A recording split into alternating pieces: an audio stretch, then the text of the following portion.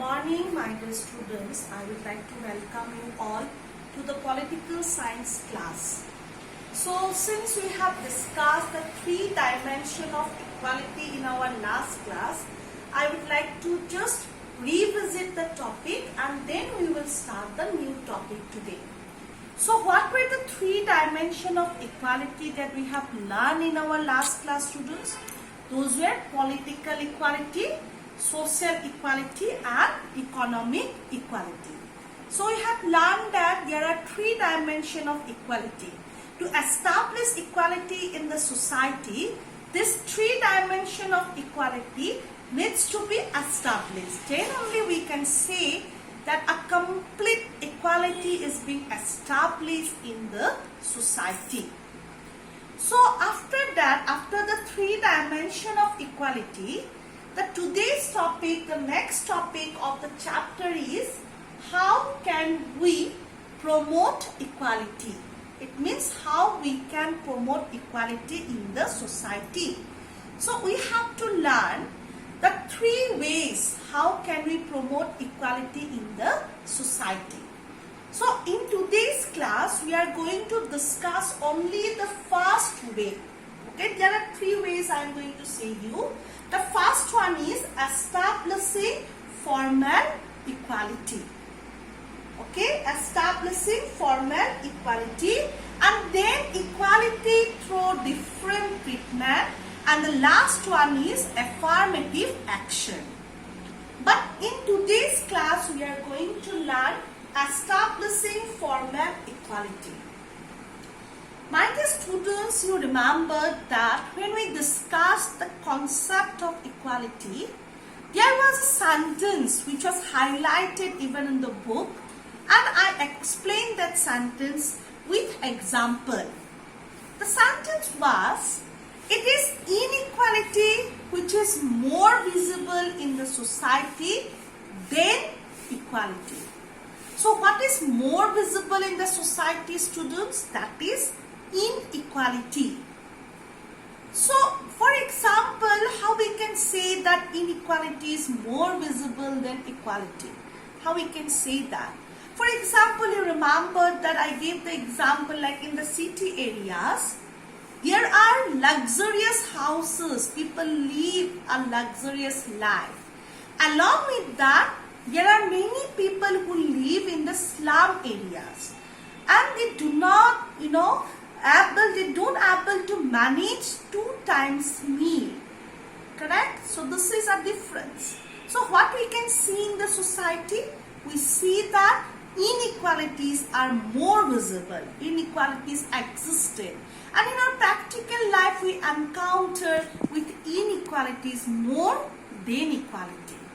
So how can we promote equality, students? The first step is establishing formal equality. Talking about equality, understanding the concept of equality, mentioning it on page and paper or even in the constitution is not enough. The first and foremost, the very important thing is that establishing formal equality.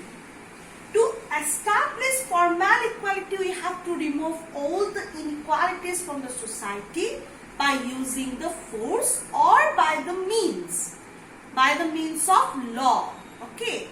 So, ending the formal system of inequality and privileges. What we need to do, that we have to, end the formal system of inequality and the privileges that exist in the society. Now, here it says that social, economic and political inequalities all over the world have been protected by some customs and some tradition. You know that we believe in some traditions and customs, and most of the inequalities that practice in the society are always being protected by those customs and by those traditions. So first of all, those traditions, those customs needs to be removed from the society. For example, traditions prohibited some sections of the people, prohibited some sections of the people from enjoying their rights. For example, we women are being considered as a weaker sex in the society, correct? And this is a belief, a tradition, we believe it. It becomes a custom, it becomes a belief in the society. And due to that, women are deprived of many rights. In many countries, the poor people, they do not enjoy the rights. A large section of the poor people, they do not enjoy their rights. Now what is that actually? That is the tradition and the custom that we believe or we practice. Now those type of traditions and the customs needs to be removed from the society by using the means of law or by the constitution. That is very, very important.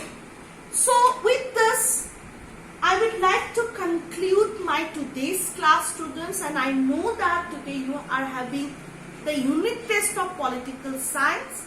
I would like to request all of you to prepare well for the examination and write well.